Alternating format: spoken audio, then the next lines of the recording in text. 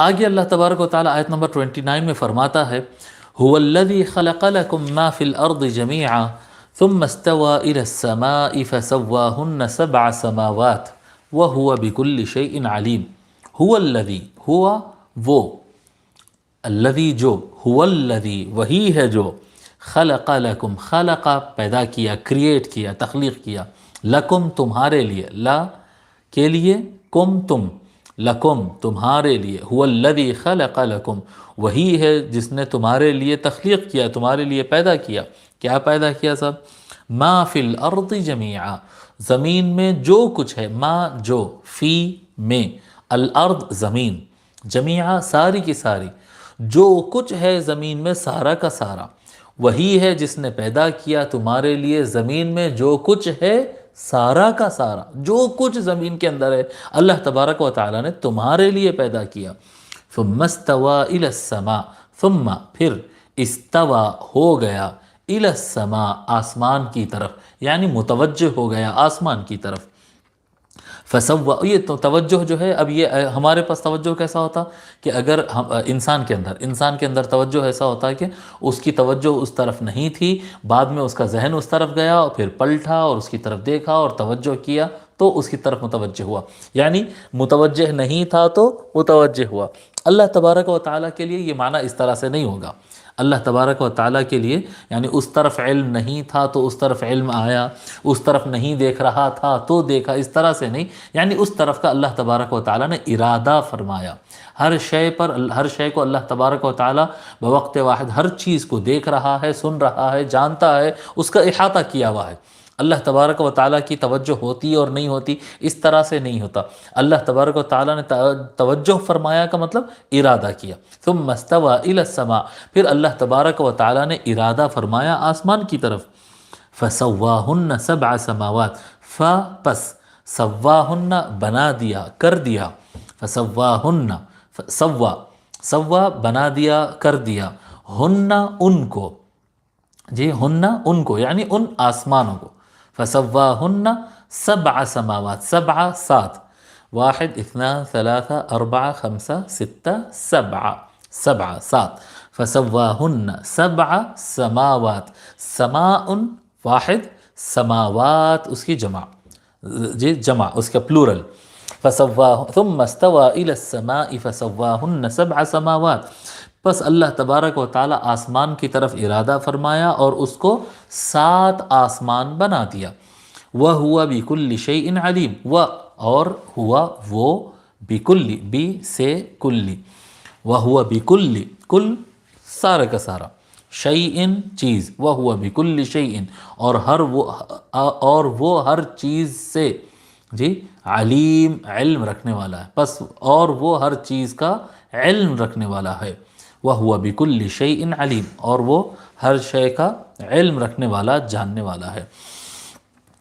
اب دیکھو، هُوَ الَّذِي خَلَقَ لَكُم مَّا فِي الْأَرْضِ جَمِيعًا، اللہ تبارک و تعالیٰ فرما رہا ہے کہ اللہ وہی ہے جس نے زمین میں جو کچھ ہے وہ تمہارے لیے پیدا کیا. اس زمین کے اندر جو کچھ ہے، یعنی کوئی چیز ایسی نہیں ہے کہ جو انسان کے لیے اللہ تعالیٰ نہیں بنایا. ہر چیز اس زمین میں، پتھر ہے، پہاڑ ہے، ندی ہے، مٹی ہے،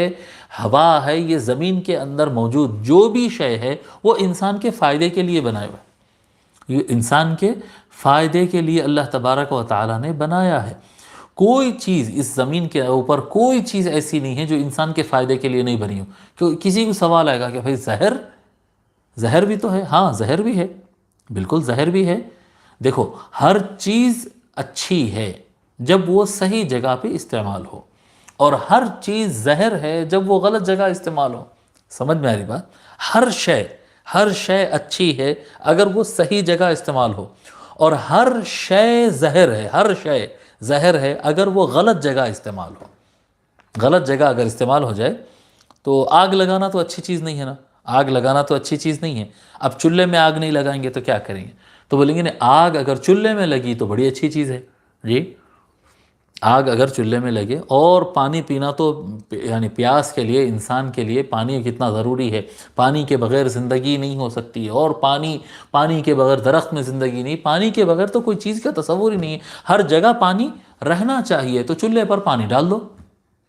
آپ کہیں گے کہ یہ تو برباد کر دیے، کام خراب ہو گیا، تو اس کا مطلب کیا ہوا کہ پانی بھی اگر غلط جگہ پہ ہو تو نقصان دے دیتا ہے۔ بس یہی چیز ہے، یعنی نفع ہر چیز اس زمین میں موجود ہر چیز کو اللہ تبارک و تعالیٰ نے انسان کے فائدے کے لیے بنایا، بس انسان کو سیکھنا اور حاصل کرنا اور تفکر تدبر اس چیز کا کرنا ہے کہ کون سی چیز کو کہاں پر استعمال کرنا ہے، جی کون سی چیز کہاں پر استعمال کرنا ہے۔ اب دیکھیں، آپ تصور کریں نا، آپ بچھو کا تیل نکلتا ہے جس سے مخصوص قسم کے زخم ہوتے ہیں، کچھ خاص قسم کے زخم ہو جاتے ہیں، بحر العلوم لکھتے ہیں کہ وہ زخم کے علاج کے لیے بچھو کا تیل سب سے زیادہ کام آتا ہے۔ دوا بنانے کے لیے جو ہے وہ دوا بنانے کے لیے سانپ کا کیا کہتے ہیں زہر استعمال ہوتا ہے، ناگ سانپ کا جو زہر ہوتا ہے وہ زہر استعمال ہوتا ہے دوا بنانے کے لیے۔ یہ تو ہم بچپن میں بھی پڑھے تھے، بچپن میں جب پڑھ رہے تھے تو اس میں بتایا گیا تھا کہ بعض قسم کے امراض ایسے رہتے ہیں، بعض قسم کے ان کے لیے جو دوائیں بنائی جاتی ہے وہ دواؤں میں سانپ کا زہر استعمال کرنا پڑتا ہے۔ تو روئے زمین کے اوپر بتانا یہ چاہ رہا ہوں کہ روئے زمین پر کوئی ایک چیز بھی اللہ تبارک و تعالیٰ نے بیکار نہیں پیدا فرمایا ہے، ہر چیز اس کی صحیح جگہ پر ہو وہ انسان کو فائدہ دیتی ہے، کوئی چیز بیکار نہیں ہے۔ ربنا ما خلقت هذا باطلا، اللہ تبارک و تعالیٰ فرماتا ہے ربنا ما خلقت هذا باطلا، اے ہمارے پروردگار تو نے اس کو بیکار پیدا نہیں فرمایا، اس زمین پر کوئی شے کو اللہ تبارک و تعالیٰ نے بیکار نہیں پیدا فرمایا۔ ثم استوى الى السماء فسواهن سبع سماوات، زمین میں ہر چیز ہمارے فائدے کے لیے ہے۔ اب اس سے قاعدہ بتاتے ہیں حضرت قبلہ رحمۃ اللہ علیہ کہ الاصل فی الاشیاء الاباحہ، یہ یعنی فقہ کا ایک قاعدہ ہے، ہم یعنی مسلک کے حنفی والے اسی قاعدے کو مانتے ہیں اور معتزلہ بھی اسی قاعدے کو مانتے ہیں، معتزلہ کا بھی یہی موقف ہے اور احناف کا یہ موقف ہے۔ الاصل فی الاشیاء الاباحہ، کہ زمین میں موجود ہر چیز ہر کام اصل میں حلال ہوتا ہے، ہر کام اصل میں جائز ہوتا ہے، ہر شے کا استعمال اصل میں جائز ہوتا ہے۔ اگر اس کو منع کرنا ہے، حرام بتانا ہے، منع کرنا ہے تو دلیل لانا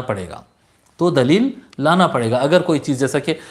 شراب حرام ہے اگر کہہ رہے تو قرآن سے آپ یا حدیث سے، قرآن سے یا حدیث سے اس کی حرمت بتا دیجئے، اس کو ترک کر دیں گے خلاص، ورنہ تو جائز ہے وہ۔ ہر شے جتنے چیزیں ہیں سب جائز ہے، سوائے اس کے کہ جس کی دلیل صراحتاً یا اشارتاً، جی دلالت النص سے، عبارت النص سے یا دلالت النص سے، اصلاً جی ظاہر طور پر اس کا حکم آ جائے، یا اشارتاً اور قیاساً اس کا حکم ملے کہ یہ اس وجہ سے حرام ہے۔ جب وہ حرمت اس کی معلوم ہو جائے گی تو ہی وہ حرام ہوگا، تبھی وہ منع یا مکروہ ہوگا، ورنہ تو ہر چیز حلال ہے، ہر چیز حلال ہے۔ الاصل فی الاشیاء الاباحہ۔ بہت سارے دوسرے فقہا کے پاس یہ موقف ہے کہ الاصل فی الاشیاء الحرمہ، جی المنع، تمام چیزوں کا استعمال دراصل ممنوع ہی ہے۔ جیسا ہے نا، ہم کیا بتائیں، ہر چیز جائز ہے، جس کو منع کہہ رہے ہیں اس کی دلیل لانا پڑے گا۔ ان کے پاس الٹا ہے، ہر چیز منع ہے، جس چیز کی اجازت ہے اس کی دلیل بتانا پڑے گا، جو دلیل سے اجازت ملی ہے وہی کر سکتے ہیں، باقی نہیں۔ ان کے پاس ایک کیا کہتے ہیں، ایک عقلی دلیل بھی ہے، وہ فرماتے ہیں، بحر العلوم بھی اس کو نقل کیے ہیں، وہ بتاتے ہیں کہ یہ زمین کا مالک اللہ ہے اور یہ ساری چیزیں اللہ تبارک و تعالیٰ کی ہے، تو ہماری اپنی ملکیت میں کوئی چیز نہیں ہے، اور جب یہ چیز ہماری نہیں ہے، ہم اس کے مالک نہیں ہیں، تو مالک کی اجازت کے بغیر کسی بھی چیز کا استعمال منع ہے۔ مالک کی اجازت، مالک اللہ ہے، ہر چیز کا مالک اللہ ہے، جب تک وہ اجازت نہیں دیتا تو اس کی اجازت کے بغیر ہم کو کوئی کام کرنا، کوئی چیز کرنا ہمارے لیے منع ہے۔ اور اکثر چیزوں کی اللہ تبارک و تعالیٰ جو ہم اپنی زندگی میں کرتے ہیں وہ اللہ تبارک و تعالیٰ نے قرآن میں اور حدیث میں، اور اللہ تبارک و تعالیٰ نے اجازت عطا فرما دیا ہے، اور اس کی اجازت کی وجہ سے ہم کر رہے ہیں۔ جس چیز کی اجازت قرآن و حدیث میں نہ ملے وہ ایسا عمل کرنا منع ہے۔ مگر یہ نظریہ ہم تسلیم نہیں کرتے ہیں، یعنی احناف علماء جو ہے، احناف وہ اس بات کو تسلیم نہیں کرتے ہیں۔ صحیح بات وہی ہے کہ الاصل فی الاشیاء الاباحہ، کیونکہ اس میں اللہ تبارک و تعالیٰ فرماتا ہے هو الذی خلق لکم ما فی الارض جمیعا، یہ جو آیت ہم پڑھ رہے ہیں، اللہ تعالیٰ وہ ذات ہے جس نے زمین میں جو کچھ ہے وہ تمہارے لیے پیدا فرمایا۔ جی کتنا کلیئر ہوگا، خلق لکم پیدا کیا تمہارے لیے، مالک وہی ہے، لیکن وہ مالک بنایا کس کے لیے؟ بنایا ان کے لیے۔ بنایا ہی ان کے لیے ہے، یعنی ہمارے لیے ہی بنایا ہے، جب ہمارے لیے ہی بنایا ہے تو وہ ہمارے لیے جائز ہے۔ ثم استوى الى السماء فسواهن سبع سماوات، پھر اللہ تبارک و تعالی آسمان کی طرف متوجہ ہوا اور اسے 7 آسمان بنا دیا، 7 آسمان بنا دیا۔ اب 7 آسمان ایسے ایسے ایسے ہے، پرانے زمانے میں 7 آسمان ایسا ایسا ایسے آسمان تھے، ایسے ایسے الگ الگ، جی ایک آسمان ادھر ہے، ایک آسمان ادھر ہے، ایک آسمان ادھر ہے، یعنی یہ کس کے، یہ سائنس کے جو آئیڈیالوجیز رہتے، سائنس کے تھیریز رہتے، یہ اس سے بتا رہا ہوں میں۔ اور اس کے بعد اب جو بتایا جا رہا ہے کہ بھئی ایک آسمان ہے، آسمان کے اوپر اور ایک آسمان ہے، اس کے اوپر اور ایک آسمان ہے، ٹھیک ہے، اس طرح سے، تو ایک کے اوپر ایک اور، یہ ہو سکتا فیوچر میں بدل بھی جائے، یہ فیوچر میں ہو سکتا دوبارہ سائنس اور محققین جب تحقیق کریں گے تو وہ ہو سکتا وہ تبدیل ہو جائے، ایسا ہو سکتا ہے۔ تو آپ کہیں گے کہ پھر یہ کیسا رہے گا؟ نہیں، ایسا ہے کہ یہ چیزیں مذہب سے ٹکراتی نہیں ہیں، یہ چیزیں اللہ تبارک و تعالی قرآن کریم نازل فرمایا، اور شیخ متولی الشعراوی رحمۃ اللہ علیہ بیان فرمائے کہ اللہ تبارک و تعالی قرآن نازل فرمایا اور رسول اکرم صلی اللہ علیہ وآلہ وسلم اس میں موجود احکام جو بندے کو عمل کرنا ہے وہ احکام کی تفسیر سرکار بیان کر دیے، اور جو احکام کی تفسیر سرکار بیان کر دیے وہ ثابت ہو گئے، پکے ہو گئے، 1400 سال گزر گئے، وہ بدلے نہیں، وہی نماز ہے، وہی روزہ ہے، وہی زکوٰۃ ہے، وہی جسٹس کرنا ہے، وہی والدین کی خدمت کرنا ہے، بیوی بچوں کے حق ادا کرنا ہے، اللہ کو یاد کرنا ہے، قرآن کی تلاوت کرنا ہے، یہ چیزیں پچھلے 1400 سال میں نہیں بدلے، آگے کے 14 لاکھ سال تک بھی یہ بدلنے والے نہیں ہیں، کیونکہ ان کی تفسیر رسول اکرم صلی اللہ علیہ وسلم نے بیان فرما دیا۔ اب اس کے بعد جو ہے الآفاق، ایک احکام ہے، ایک آفاق ہے، احکام کو اللہ کے رسول صلی اللہ علیہ وسلم بیان کر دیے، آفاق یعنی یہ یونیورس، یہ پانی، یہ پتھر، یہ پہاڑ، یہ آسمان، یہ سٹارز، یہ فلک، یہ گلیکسیز، جی یہ کلسٹرز وغیرہ وغیرہ وغیرہ، یہ جو پوری کائنات بنی ہوئی ہے، ہر کائنات میں سائنس تحقیق کرتے جائے گی اور ایک رزلٹ تک پہنچتے جائے گی،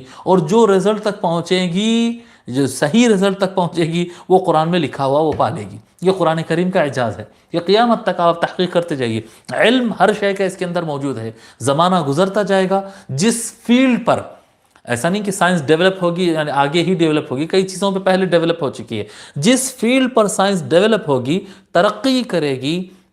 وہاں پر وہ قرآن تک پہنچ جائے گی اور اس کو پتہ چل جائے گا کہ قرآن کریم کی یہ آیت کی یہ تفسیر ہے اور یہ معنی ہے، ٹھیک ہے۔ تو یہ چیزیں ہوتے رہے گی، یہ جتنے 7 آسمان ایسے ہیں، یہ 7 آسمان ایسے ہے، یا ان چیزوں سے مذہب سے کوئی فرق نہیں پڑتا، اور مذہب کو لا کر اس میں ٹھہرا دینا نہیں، جیسا کہ میں کچھ دن پہلے بتایا تھا کہ بعض لوگ زور دے کر کہتے ہیں کہ زمین گول ہے، کہنا اسلامک نہیں ہے، نہیں، اسلامک نہ زمین گول ہے نہ اسلامک مسطح ہے، جی زمین سیدھی ہے، زمین گول ہے، زمین چار کونی ہے، یہ مذہبی باتیں نہیں، دین کے اندر ضرور ہے، یہ دین اسلام بہت بڑی شے ہے، اس کے اندر ضرور ہے یہ، لیکن مذہب، عبادات اور ملصاب کے جو کام ہوتے ہیں، یہ ملصاب جو چیز بیان کر سکتے ہیں، یہ اس دائرے سے یہ چیزیں باہر ہے، ان کا ٹکراؤ اس کے اندر نہیں ہونا ہے، ٹھیک ہے۔ اب 7 سماوات، 7 آسمان بنائے، 7 آسمان کے 2 معنی ہیں، یاد رکھ لیں، 7 آسمان کے 2 معنی ہیں، ایک ہوتا ہے 7 آسمان مطلب 7 آسمان 7،